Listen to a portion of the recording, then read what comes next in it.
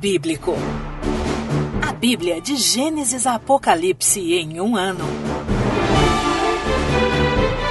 Edição Almeida, revista e atualizada.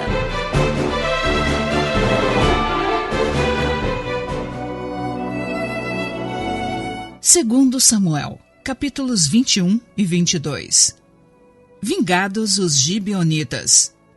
Houve, em dias de Davi, uma fome de 3 anos consecutivos. Davi consultou ao Senhor, e o Senhor lhe disse: há culpa de sangue sobre Saul e sobre a sua casa, porque ele matou os gibeonitas. Então chamou o rei os gibeonitas e lhes falou.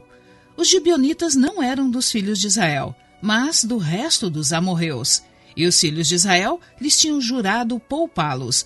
Porém Saul procurou destruí-los no seu zelo pelos filhos de Israel e de Judá. Perguntou Davi aos gibeonitas: que quereis que eu vos faça? E que resgate vos darei para que abençoeis a herança do Senhor? Então os gibeonitas lhe disseram: não é por prata nem ouro que temos questão com Saul e com sua casa, nem tampouco pretendemos matar pessoa alguma em Israel. Disse Davi: que é, pois, que quereis que vos faça? Responderam ao rei: quanto ao homem que nos destruiu e procurou que fôssemos assolados, sem que pudéssemos subsistir em limite algum de Israel, de seus filhos, se nos dê 7 homens, para que os enforquemos ao Senhor em Gibeá de Saul, o eleito do Senhor. Disse o rei: eu os darei. Porém o rei poupou a Mefibosete, filho de Jonatas, filho de Saul, por causa do juramento ao Senhor que entre eles houvera, entre Davi e Jonatas, filho de Saul. Porém, tomou o rei os 2 filhos de Rispa, filha de Aiá, que tinha tido de Saul, a saber, a Armoni e a Mefibosete, como também os 5 filhos de Merabe, filha de Saul, que tivera de Adriel, filho de Barzilai, meolatita. E os entregou nas mãos dos gibeonitas, os quais os enforcaram no monte, perante o Senhor. Caíram os 7 juntamente. Foram mortos nos dias da ceifa, nos primeiros dias, no princípio da ceifa da cevada. Então Rispa, filha de Aiá, tomou um pano de saco e o estendeu para si sobre uma penha, desde o princípio da ceifa até que sobre eles caiu água do céu, e não deixou que as aves do céu se aproximassem deles de dia, nem os animais do campo de noite. Foi dito a Davi o que fizera Rispa, filha de Aiá e concubina de Saul. Então foi Davi e tomou os ossos de Saul e os ossos de Jonatas, seu filho, dos moradores de Jabe e Gileade, os quais os furtaram da praça de Bet-Sean, onde os filisteus os tinham pendurado no dia em que feriram Saul em Gilboa. Dali transportou os ossos de Saul e os ossos de Jonatas, seu filho, e ajuntaram também os ossos dos enforcados. Enterraram os ossos de Saul e de Jonatas, seu filho, na terra de Benjamim, em Zelá, na sepultura de Quis, seu pai. Fizeram tudo o que o rei ordenara. Depois disto, Deus se tornou favorável para com a terra. Gigantes mortos pelos homens de Davi. De novo fizeram os filisteus guerra contra Israel. Desceu Davi com os seus homens e pelejaram contra os filisteus, ficando Davi muito fatigado. Isbi-Benob descendia dos gigantes. O peso do bronze de sua lança era de 300 siclos e estava cingido de uma armadura nova. Este intentou matar a Davi. Porém Abissai, filho de Zeruia, socorreu-o, feriu o filisteu e o matou. Então os homens de Davi lhe juraram, dizendo: nunca mais sairás conosco a peleja, para que não apagues a lâmpada de Israel.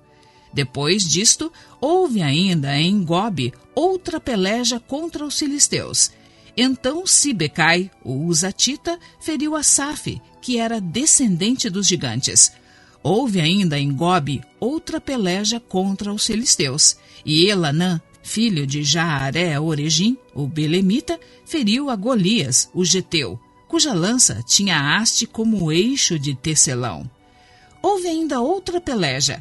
Esta foi em Gate, onde estava um homem de grande estatura, que tinha em cada mão e em cada pé 6 dedos, 24 ao todo. Também este descendia dos gigantes. Quando ele injuriava a Israel, Jonatas, filho de Simeia, irmão de Davi, o feriu. Estes 4 nasceram dos gigantes em Gate e caíram pela mão de Davi e pela mão de seus homens. Cântico de Davi em ações de graças. Falou Davi ao Senhor as palavras deste cântico no dia em que o Senhor o livrou das mãos de todos os seus inimigos e das mãos de Saul, e disse: O Senhor é a minha rocha, a minha cidadela, o meu libertador, o meu Deus, o meu rochedo em que me refugio, o meu escudo, a força da minha salvação, o meu baluarte e o meu refúgio. Ó Deus, da violência tu me salvas. Invoco o Senhor, digno de ser louvado, e serei salvo dos meus inimigos. Porque ondas de morte me cercaram, torrentes de impiedade me impuseram terror. Cadeias infernais me cingiram, e tramas de morte me surpreenderam. Na minha angústia, invoquei o Senhor, clamei a Deus. Ele, do seu templo, ouviu a minha voz, e o meu clamor chegou aos seus ouvidos. Então a terra se abalou e tremeu. Vacilaram também os fundamentos dos céus e se estremeceram, porque ele se indignou. Das suas narinas subiu fumaça, e da sua boca fogo devorador. Dele saíram carvões em chama. Baixou ele os céus e desceu, e teve sob os pés densa escuridão. Cavalgava um querubim e voou, e foi visto sobre as asas do vento. Por pavilhão pôs ao redor de si trevas, ajuntamento de águas, nuvens dos céus. Do resplendor que diante dele havia, brasas de fogo se acenderam. Trovejou o Senhor desde os céus. O Altíssimo levantou a sua voz. Despediu setas, espalhou os meus inimigos e raios e os desbaratou. Então se viu o leito das águas e se descobriram os fundamentos do mundo pela repreensão do Senhor, pelo iroso resfolgar das suas narinas. Do alto me estendeu ele a mão e me tomou. Tirou-me das muitas águas. Livrou-me do forte inimigo, dos que me aborreciam, porque eram mais poderosos do que eu. Assaltaram-me no dia da minha calamidade, mas o Senhor me serviu de amparo. Trouxe-me para um lugar espaçoso, livrou-me, porque ele se agradou de mim. Retribuiu-me o Senhor segundo a minha justiça, recompensou-me conforme a pureza das minhas mãos. Pois tenho guardado os caminhos do Senhor, e não me apartei perversamente do meu Deus, porque todos os seus juízos me estão presentes, e dos seus estatutos não me desviei. Também fui inculpável para com ele, e me guardei da iniquidade. Daí retribuiu-me o Senhor segundo a minha justiça, segundo a minha pureza diante dos seus olhos. Para com o benigno, benigno te mostras, com o íntegro, também íntegro. Com o puro, puro te mostras, com o perverso, inflexível. Tu salvas o povo humilde, mas com um lance de vista abates os altivos. Tu, Senhor, és a minha lâmpada. O Senhor derrama luz nas minhas trevas, pois contigo desbarato exércitos, com o meu Deus salto muralhas. O caminho de Deus é perfeito, a palavra do Senhor é provada. Ele é escudo para todos os que nele se refugiam. Pois quem é Deus senão o Senhor? E quem é rochedo senão o nosso Deus? Deus é a minha fortaleza e a minha força, e ele perfeitamente desembaraça o meu caminho. Ele deu a meus pés a ligeireza das corças e me firmou nas minhas alturas. Ele adestrou as minhas mãos para o combate, de sorte que meus braços vergaram um arco de bronze. Também me deste o escudo do teu salvamento, e a tua clemência me engrandeceu. Alongaste sob meus passos o caminho, os meus pés não vacilaram.